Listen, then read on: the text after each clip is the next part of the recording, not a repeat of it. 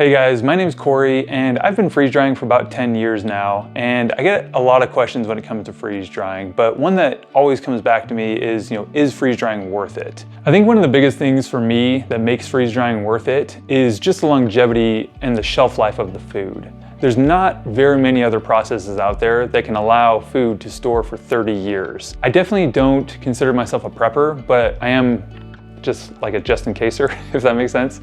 And I have, a history of firefighting. I came from the firefighting background. So, we were always preparing for just in case. We would prepare for these crazy scenarios that would likely never happen, but we would still prepare for them just in case. And I think that mindset has kind of been ingrained into me. There are certain scenarios where you will end up using your freeze-dried food. And I think that it can be super valuable in, emergencies or natural disasters. When it comes to freeze-dried food, I think protein and freeze-drying meat is probably one of my favorite things to freeze dry. For me, storing protein is probably one of the biggest things with freeze dryers and food storage. Protein and meat in general is just kind of difficult to store. If you've got a freezer, you can lose electricity and the freezer can go out, especially in hurricanes and things like that. I think that's the biggest background that I've got is paying attention to these hurricanes, because I've got family members that have survived hurricanes. Your electricity can go out and you can lose all your meat that you've got, and being able to freeze dry meat and then being able to store that for 30 years on the shelf to supplement my other food storage, I think is a huge advantage, and it's super valuable to me to have that as an insurance policy. On top of having meat that's ready to eat, you can also make meals that are ready to eat. And I think that this is a huge advantage when it comes to being in a hurricane or a natural disaster kind of scenario. My sister and several other people that I know have survived hurricanes that were completely devastating, that wiped out huge parts of Texas and killed a bunch of people. And when my sister was going through this, for 2 to 3 weeks after the hurricane, all they did was just, muck out houses and clean up after the hurricane. Being able to cook a meal was almost like a luxury, and especially having, freeze-dried meat would allow them to, have meat in their food without the need for electricity.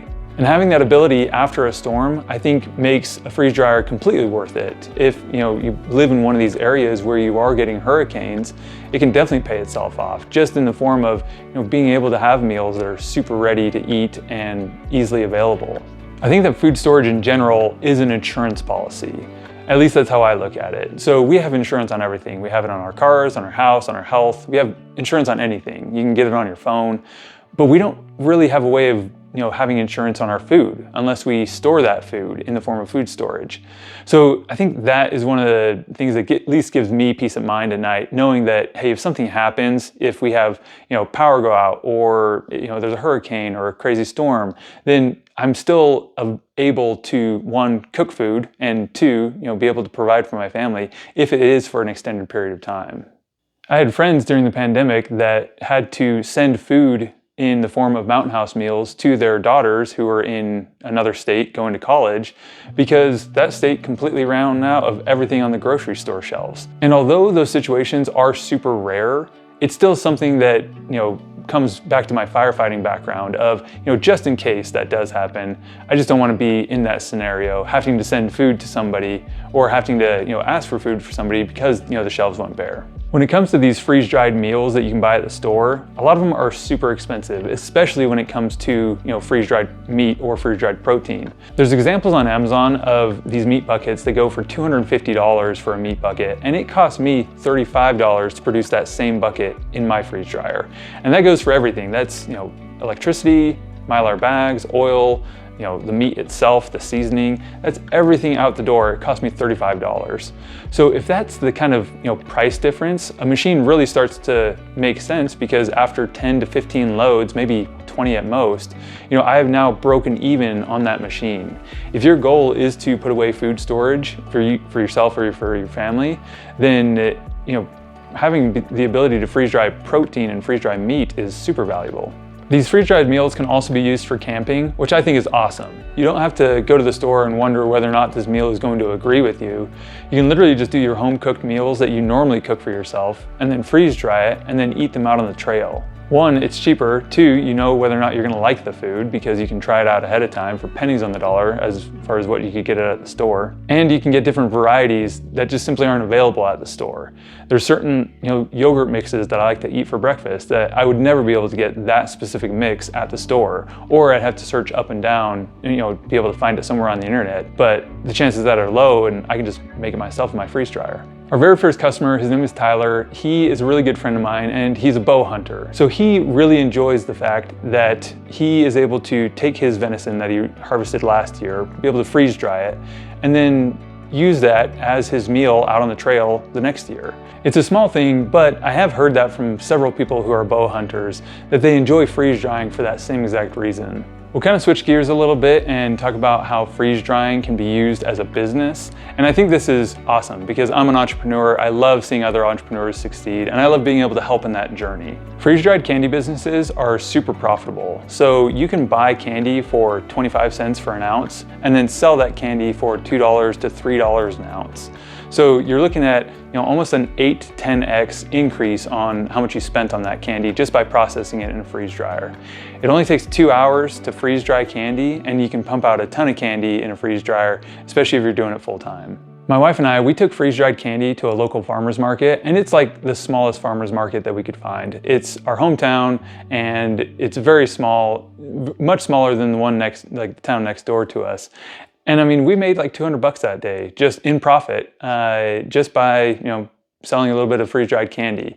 We had a very simple setup. We bought bags from Walmart, bought candy from Walmart, and it was a great experience. And kind of proved to me that yes, you can make money doing freeze-dried candy, especially if you take it to places like farmers markets. Another thing when it comes to freeze drying is being able to make healthy snacks and healthy food for your family or for yourself.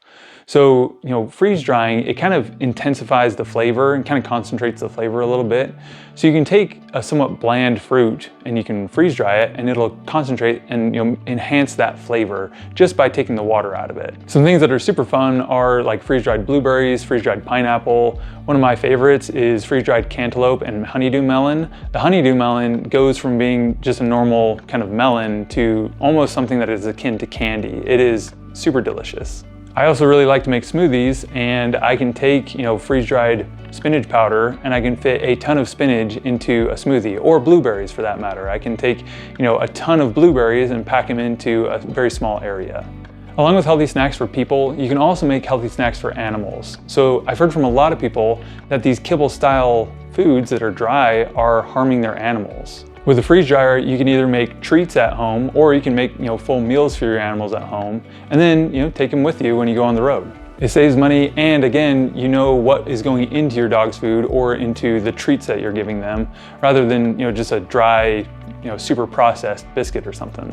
The last thing is that anything that can be canned can be freeze dried. So if you're somebody that is canning a lot, looking at a freeze dryer might be super worth it to you because one, freeze drying is much lighter than traditional canning methods. So once the food is processed, you're looking at a 80 to 90% reduction in weight. You can also reuse your canning jars. So canning jars are good not only for canning, but also for freeze drying. I personally really like to use Mylar bags only because I don't like it when my mason jars crack when I put them together. I also don't have a very good storage system for my mason jars. So, bags are easier because I can slide them up on the top shelf and not have to worry about them. So if you're somebody that has a big garden already and you're doing a lot of canning, freeze drying might be totally worth it to look into. The nutrient preservation when it comes to freeze drying is super high. So with freeze drying, you've got about a 90 to 95% nutrient preservation. As opposed to canning and dehydrating, you've got anywhere from like a 50 to a 60% nutrient preservation. So you've got a much higher amount of nutrients that are being preserved, where with canning, you would almost never be able to preserve vitamin C because vitamin C is going to be degraded with heat. Whereas with freeze drying, you can preserve that vitamin C for up to a year or so before that molecule degrades. Whereas with heat, that molecule degrades almost immediately. Overall, I obviously think that freeze drying is worth it, but I am going to be doing another video on 10 reasons why freeze drying might not be worth it. I enjoy freeze drying, and I obviously think that it's worth it, but do your own research, see if it's right for you, and if it is, come talk to us. I hope you found this valuable, and don't forget to subscribe for more content like this. So once the food is processed, you're looking at a 80 to 90% reduction in weight. And